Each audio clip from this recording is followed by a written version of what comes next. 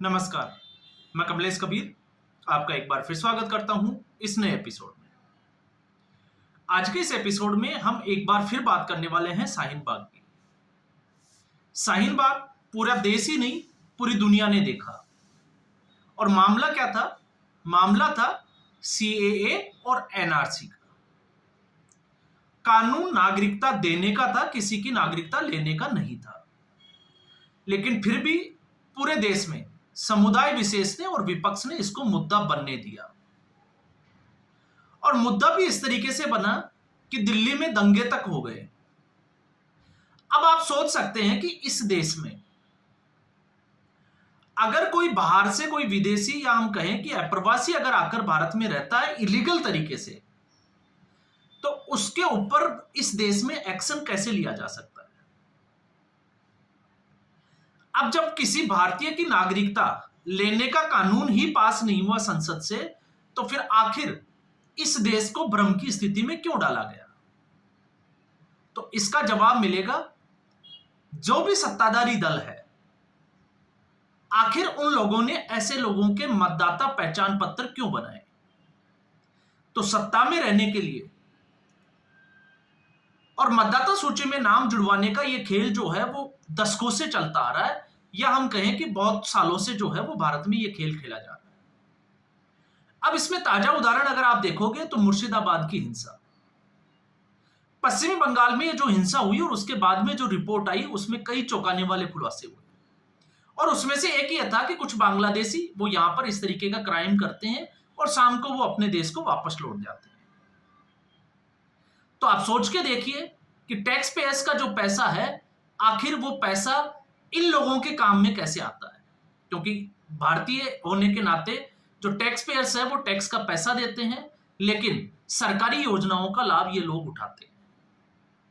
अब ऐसी स्थिति से निपटने के लिए, क्योंकि भारतीय जनता पार्टी के एजेंडे में ये बात जो है वो पहले से ही थी, और इस वक्त गृह मंत्री अमित शाह है, तो आप सोच सकते हैं कि अमित शाह की जो रणनीति है वो किस तरीके की होगी।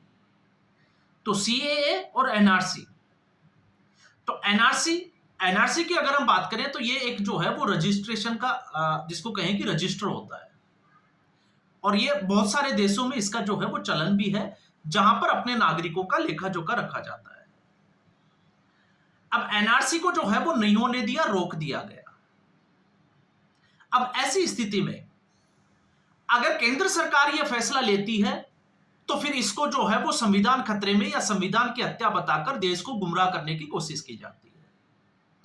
तो आखिर इस एनआरसी को पूरा कैसे किया जाए? तो इसमें इस बार जो सरकार ने जो फैसला लिया, या हम कहें कि चुनाव आयोग ने जो फैसला लिया संविधान के दायरे में रहकर, उसके बाद से जो है वो कई विपक्षी दलों की, या हम कहें कि उनकी जो है वो चेहरे का रंग उड़ा हुआ दिखाई देता है। और इसकी शुरुआत बिहार से हो चुकी है। सबसे पहले इसको बिहार में किया जाएगा, फिर बिहार के बाद में हम असम की बात कर सकते हैं, तमिलनाडु की बात कर सकते हैं, पश्चिमी बंगाल और पुडुचेरी।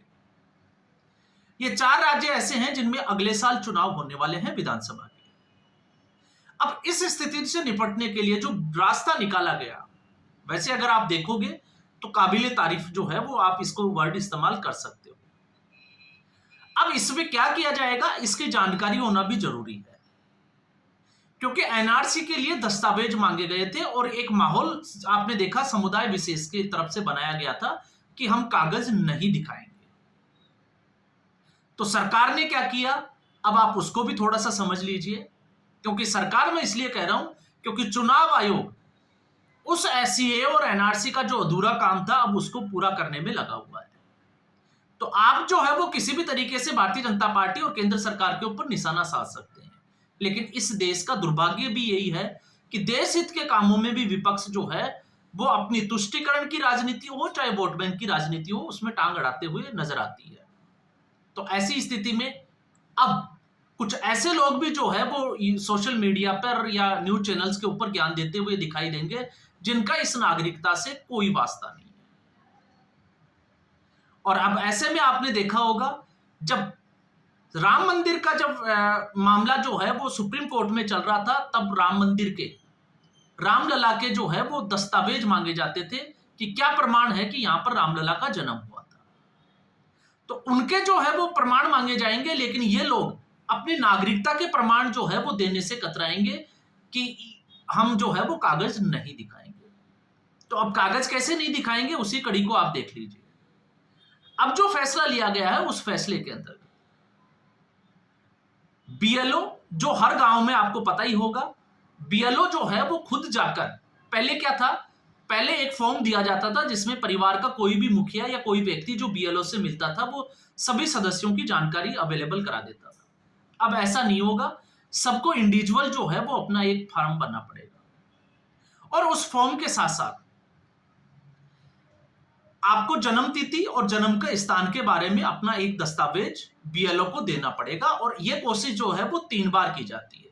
मान लीजिए किसी कारणवश कोई व्यक्ति जो है वो उपलब्ध नहीं होता तो फिर दोबारा और तीसरी बार।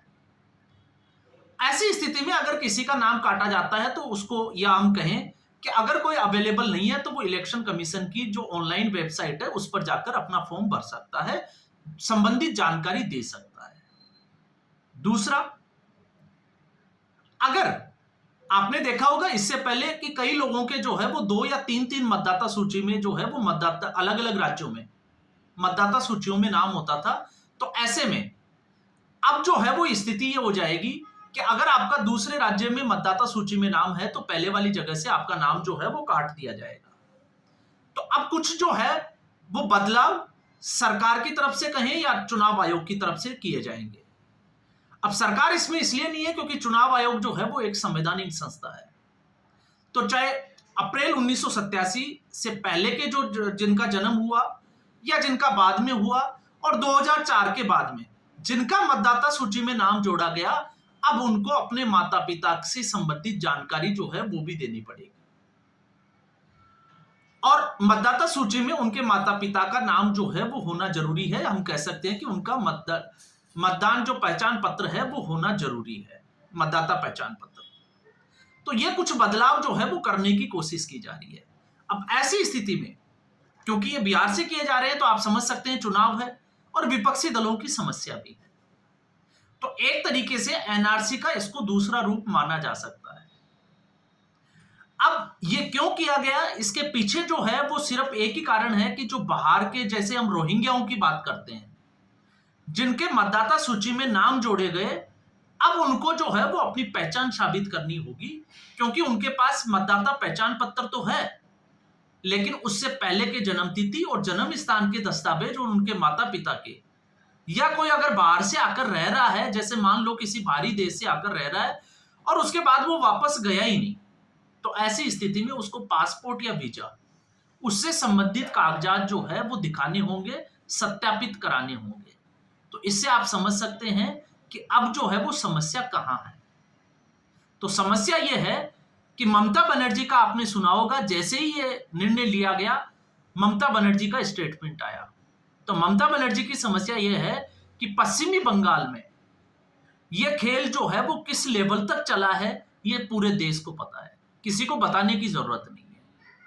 तो 2 बातों को हम जो है वो यहां पर बड़े ही, जिसको कहें कि महत्वपूर्ण बिंदु मानकर हम बात कर सकते हैं। एक धर्मांतरण जो खेल इस देश में चल रहा है डेमोग्राफी चेंज करने का, और दूसरा इस तरीके की वोट बैंक की राजनीति के लिए इस तरीके के लोगों को भारत में रहने दिया जा रहा है, उनको आश्रय दिया जा रहा है। अब ऐसे लोगों को जो है वो सत्यापित किया जाएगा और जिनके पास प्रमाणित दस्तावेज नहीं है उनको, उनकी जांच जो है वो डीएसपी और एसएसपी लेवल पे होगी और उसके बाद में इनको डिटेंशन सेंटर भेजा जाएगा। और जब तक ये डिटेंशन सेंटर में रहेंगे, जब तक कि इनके डिपोर्ट होने की जो संभावनाएं हैं वो खत्म नहीं हो जाए, या हम कहें कि इनको डिपोर्ट नहीं कर दिया जाता है। तो आप सोच के देखिए, जो शाहीन बाग का जो मूवमेंट चला था, शाहीन बाग को जो है वो जाम कर दिया गया था, उसमें भी यही था। उस वक्त भी सरकार ने यह फैसला लिया था कि ऐसे लोगों को डिटेंशन सेंटर में भेजा जाएगा। तो अब सवाल खड़ा यह हो जाता है कि आखिर विपक्ष के दल जो है वो देश हित के मुद्दों पर केंद्र सरकार के साथ खड़े क्यों दिखाई नहीं देते? क्या सिर्फ और सिर्फ जो है वो इन लोगों के लिए वोट बैंक की राजनीति ही बची है? और दूसरा सवाल उन लोगों से भी है जो सोशल मीडिया पर जो है वो इन्फ्लुएंसर बने हुए हैं, समुदाय विशेष की राजनीति कर रहे हैं, क्या उनके जो है वो संबंधित कभी सीए और एनआरसी का आज तक आपके पास कोई ऐसी जानकारी हो, एक भी ऐसा मामला आया कि किसी व्यक्ति विशेष की नागरिकता छीन ली गई? तो ऐसा मामला जो है वो अभी तक नहीं आया। अब विपक्ष की समस्या ये है, क्योंकि चुनाव आयोग इसको लेकर आ रहा है इस सत्यापित कराने के लिए, तो ये एक संवैधानिक तरीके से, चाहे वो 1960-61 का कानून हो नागरिकता रजिस्टर का या फिर दूसरे कानून, उसके दायरे में रहकर ये कर रहा है। तो अब विपक्ष जो है वो कोर्ट का रास्ता भी नहीं देख सकता। हालांकि आपने देखा होगा दिग्विजय सिंह, जो कांग्रेस के बड़े नेता है, लालू प्रसाद यादव से उनकी मुलाकात भी हुई है और उसके बाद उन्होंने कहा है कि वो इसके बाद जो है वो सुप्रीम कोर्ट का रास्ता देखेंगे। लेकिन सबसे बड़ा सवाल यह है कि क्या सुप्रीम कोर्ट इसके ऊपर रोक लगा सकता है? तो उसकी संभावनाएं जो है वो बिल्कुल ना के बराबर नजर आती है। तो इस वक्त ये जो फैसला है, ये एक तरीके से अगर आप देखोगे तो सीए और एनआरसी, या हम कहें कि गृह मंत्रालय और उसके जो रणनीतिकार है उनकी दक्षता को दिखाता है कि अगर आप उस तरीके से एनआरसी और सीए को जो है वो कंप्लीट नहीं करने दिया जा रहा है, तो फिर इसके लिए दूसरा रास्ता कैसे निकाला जा सकता है जो संवैधानिक दायरे में हो। और ये इसी का जो है वो एक प्रमाण है। और आप देखोगे इससे विपक्ष की बौखलाहट और समुदाय विशेष की जो बौखलाहट है आने वाले दिनों में और ज्यादा देखने को मिलेगी। लेकिन इसके अलावा कोई रास्ता जो है वो इन लोगों के पास बचेगा नहीं। अब इन लोगों को अपने कागज जो है वो दिखाने ही पड़ेंगे, और अगर कागज नहीं दिखाते हैं तो फिर आप लोग इनको जो है वो जल्द ही डिटेंशन सेंटर में देखोगे। ऐसी खबरें जो है वो आपको देखने को मिलेगी। तो आज के एपिसोड में बस इतना ही। उम्मीद करूंगा वीडियो एपिसोड आपको पसंद आया होगा। वीडियो को लाइक करें, शेयर करें, चैनल जरूर सब्सक्राइब करें। धन्यवाद।